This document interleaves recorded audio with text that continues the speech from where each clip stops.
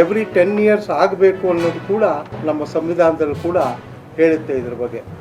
ಆದರೆ ಇವತ್ತು ಕೊನೆಗೂ ಕೂಡ ಭಾರತೀಯ ಜನತಾ ಪಾರ್ಟಿ ಮತ್ತು ನರೇಂದ್ರ ಮೋದಿ ಅವರು ಬಂದು ಈ ಒಂದು ಸಮೀಕ್ಷೆಗೆ ಒಂದು ಕ್ಯಾಬಿನೆಟ್ ಆರ್ಡರ್ ತಂದಿರುವಂಥದ್ದು ನಿಜವಾಗ್ಲೂ ದೇಶದಲ್ಲಿರುವಂಥ ಎಲ್ಲರಿಗೂ ಕೂಡ ಒಂದು ಸಂತೋಷ ತಂದಿದೆ.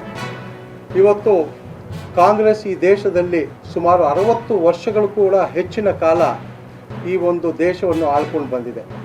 ಯಾವತ್ತೂ ಕೂಡ ನಾವು ಹಿಂದುಳಿದ ವರ್ಗ SC ST ಜನದ ಜೊತೆಗಿದ್ದೀವಿ ಅಂತ ಹೇಳ್ಕೊಂಡು ಬಂದು, ಆದರೆ ಇವತ್ತಿನವರೆಗೂ ಕೂಡ ಅವ್ರಿಗೆ ಯಾವುದೇ ತರಹದ ಒಂದು ನ್ಯಾಯವನ್ನು ಕೂಡ ಕೊಡಿಸೋದ್ರಲ್ಲಿ ವಿಫಲರಾಗಿದ್ದಾರೆ.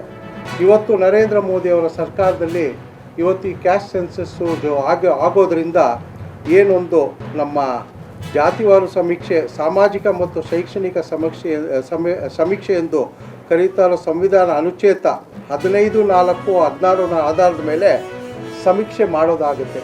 ಇದರಿಂದ ಯಾರು SC ST ಮತ್ತು ಹಿಂದುಳಿದ ವರ್ಗದವರು ಅವರಿಗೆ ಸರ್ಕಾರದ ಸೌಲಭ್ಯಗಳು ಯಾವುದು ಸಿಕ್ಕಿಲ್ವೋ ಅದನ್ನು ಕೊಡಿಸುವಂಥದ್ದು, ಯಾರು ವಂಚಿತರಾಗಿದ್ದಾರೋ ಅವ್ರಿಗೆ ಕೊಡುವಂಥದ್ದು, ಯಾರು ಅನ್ವಾಂಟೆಡ್ ಆಗಿ ಆ ಒಂದು ಸವಲತ್ತನ್ನು ತಗೊಳ್ತಾ ಇದ್ದಾರೋ ಅವ್ರನ್ನೂ ಕೂಡ ಅದನ್ನು ತೆಗೆಯುವಂಥದ್ದು ಒಂದು ಈ ಒಂದು ಸರ್ವೆಯಲ್ಲೂ ಕೂಡ ಆಗುತ್ತೆ ಅಂತ ಕೂಡ ನಾನು ಹೇಳಲಿಕ್ಕೆ ಇಚ್ಛೆಪಡ್ತೀನಿ.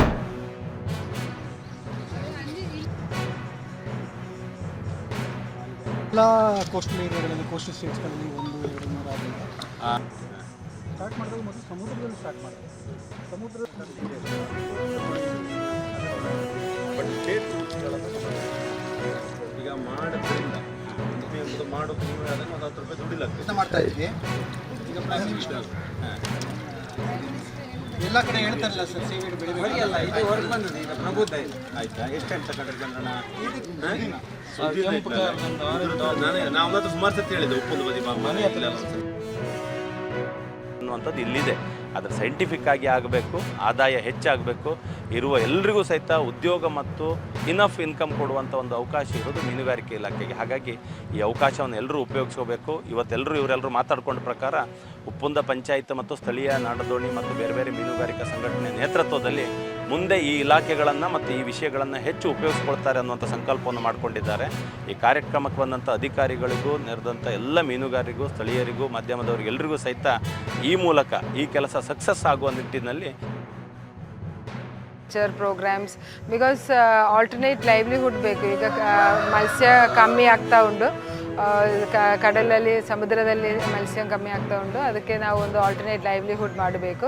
ಅದಕ್ಕೆ ಇವರಿಗೆ ಟ್ರೈನಿಂಗ್ ಕೊಡ್ತೇವೆ, ಮತ್ತು ಏನಾದರೆ ಸಬ್ಸಿಡಿ ಕೊಡ್ತೇವೆ.